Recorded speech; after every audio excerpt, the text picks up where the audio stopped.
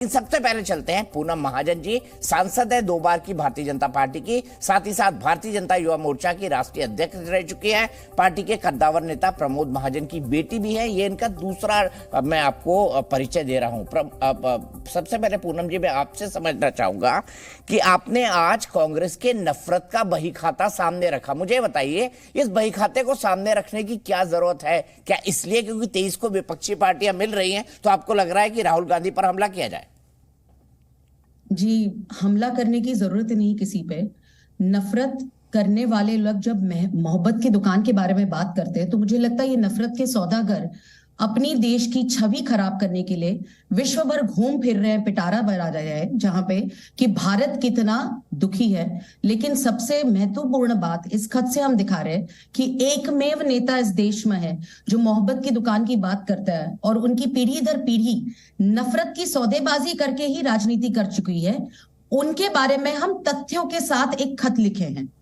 हर एक बात 1947 से लेके उनके दादा परदादा, जिनको हम पूरी तरह से सम्मानजनक देखते हैं, वो हमारे देश के प्रधानमंत्री रह चुके हैं, उनके सम्मान के साथ ही हम ये दिखाना चाहते हैं, वो 1948 हो या अभी कुछ हो जहां पे ऑर्डिनेंस अपना ही सुपर पीएम बन के आदरणीय राहुल गांधी जी ने ही फाड़ दिया था। ऐसे राहुल गांधी जी जब देश की मोहब्बत की दुकान के बारे में बात करते हैं तो हमने एक दर बदर तथ्यों को लेके हमने उनको सवाल पूछा है कि भाई, मोहब्बत की दुकान के बारे में आप बात करते हैं, फिर आप 1948 से लेकर नफरत की सौदेबाजी सौदागर बन के क्यों घूम रहे हैं?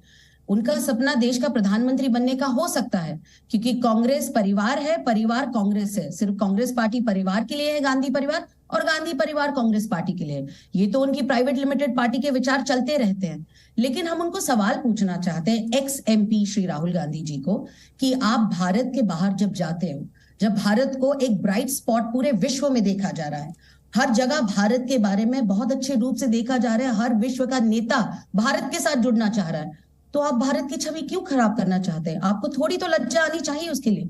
मैं आपको तथ्य के रूप से कहती हूँ, 1948 हम सब अहिंसावादी विचारवादी हैं, सब कोई भारत के लोग, और कांग्रेस ने तो कहा था उनके विचार उनके तत्व अहिंसावादी है।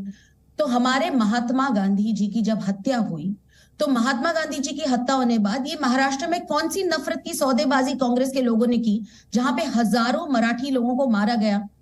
ऐसी बातों को दरकिनार किया जाता है, तभी तो नफरत की सौदेबाजी चल जाती है। 1948 छोड़िए, 1950 में देखिए, लौह पुरुष जिसने देश को एक साथ इकट्ठा रखा, उस लौह पुरुष सरदार वल्लभ भाई पटेल के बारे में आपने क्या किया? जब उनकी सरदार वल्लभ भाई पटेल जी की जब अंतिम संस्कार हुआ था तो क्यों तब के तत्कालीन प्रधानमंत्री ने कहा था उधर के राष्ट्रपति को और सबको कि आपने जाना नहीं चाहिए था?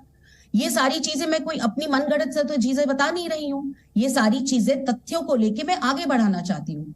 1966 में आदरणीय प्रधानमंत्री इंदिरा गांधी जी साधुओं पे हमला किया, लाठीचार्ज किया, मारा गया, रास्ते पे पीटा गया। ये कौन सी आपकी मोहब्बत की दुकान थी? ये भी आपकी नफरत की सौदागरी थी और सौदेबाजी चल रही थी।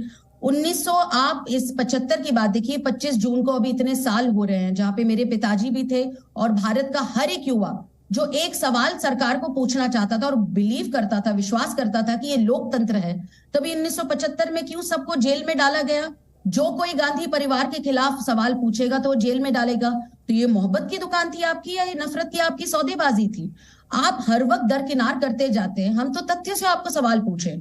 1984 आपके पिताजी आदरणीय युवा प्रधानमंत्री श्री राजीव गांधी जी, क्यों उन्होंने कहा कि अपनी माताजी के हत्या के बाद, हमारी सबकी देश के प्रधानमंत्री थी, हर किसी को दुख हुआ, लेकिन जब उसके बाद सिखों का नरसंहार हुआ और उसमें कांग्रेस के नेता भी पाए गए, तभी क्यों कहा गया कि इतने बड़े पेड़ गिरने के बाद तो जमीन तो हिलेगी ही? ऐसी कितनी सारी चीजें मैं आपको अनगिनत बता सकती हूँ।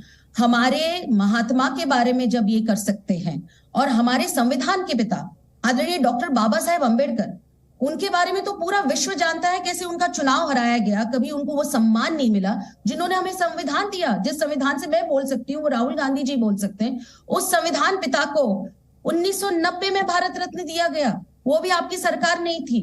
उसके पहले सारे परिवार में भारत रत्न बांटा गया जैसे कोई रेवड़ियां बांटे। ठीक है, मैंने माना ये सब बातें। मैंने मानी ये सब बातें, लेकिन पूनम जी मुझे बताइए, आपने परिवार तक को घसीट लिया, आपने मेनका गांधी और वरुण गांधी के साथ जो हुआ उसका भी जिक्र कर दिया। ये आपको नहीं लगता कि एक परिवार में इस तरह की बातें चलती है? क्या ये बिलो द बेल्ट नहीं है? नहीं, this is with few due respect, मैं पूरे सम्मानजनक कहना चाहती हूँ। जब ये परिवार के रूप से आदरणीय प्रधानमंत्री जी के परिवार के बारे में सवाल पूछते हैं, उनकी माता जी, उनके भाई, उनके जो कोई संबंधित लोग हैं, हर किसी परिवार के आदमी के पीछे एक भारतीय प्रधानमंत्री के पीछे पड़ते हैं। तो मैंने वही कहा कि कांग्रेस के लिए politics is family for Gandhi family and Gandhi family is politics for Congress. जब सारे राजनीति में, इसमें से जिन जिन का मैंने जिक्र किया है, ऐसे कोई नहीं कि कोई प्राइवेट सिटीजन है और घर पे बैठा हुआ है, ये सारे राजनीति में है। उन सारे राजनीति में जनता के साथ काम करने वाले लोगों को हम सवाल नहीं पूछ सकते क्या? ये हमारा हक है और हम सम्मानजनक पूछना चाहते हैं। घर से लेके बाहर तक परिवार में आप जब मोहब्बत के बारे में बात करते हैं तो कोई बिलो द बेल्ट नहीं, हम पूरी आपको सम्मान के साथ पूछना चाहते हैं कि आपने क्यों किया फिर। और ये हमने तो नहीं कहा ना, ये मैं फिर से एक बार कह रही हूँ, खुशवंत सिंह जी के किताब में लिखा गया है, तथ्यों में लिखा गया है, ये सारी तथ्यों की बातें हैं। सो इन तथ्यों को आप नकार नहीं सकते ना। शेख चिल्ली की तरह सपना देख सकते हैं कि आप देश के प्रधानमंत्री बनना चाहते हैं, इसलिए आप पूरा देश घूम रहे हैं, लेकिन देश का नाम खराब करने का आपको कोई हक नहीं है जब आप विदेश जाते हो। मुझे एक चीज और बताइए, आपने अभी हाल का जिक्र कर दिया गुलाम नबी आजाद। अरे भैया, उन पे तो आपने डोरे डाले, इसलिए वो कांग्रेस छोड़ के निकले। आप लिख रही है कि गुलाम नबी आजाद को घर से निकलने पर मजबूर किया। अभी फिर से मैं कह रही हूं, ये मैंने कहा है, ये खुद तथ्यों के रूप से आदरणीय गुलाम नबी आजाद जी ने खुद कहा है। हम फिर से एक बार कहना चाहते हैं, कोई भी हम मुंगेरी लाल के सपने, शेख चिल्ली के सपने लेके आपके सामने नहीं आ रहे। भारतीय जनता पार्टी इन विचारों की पार्टी है कि जनता के लिए हमें काम करना है।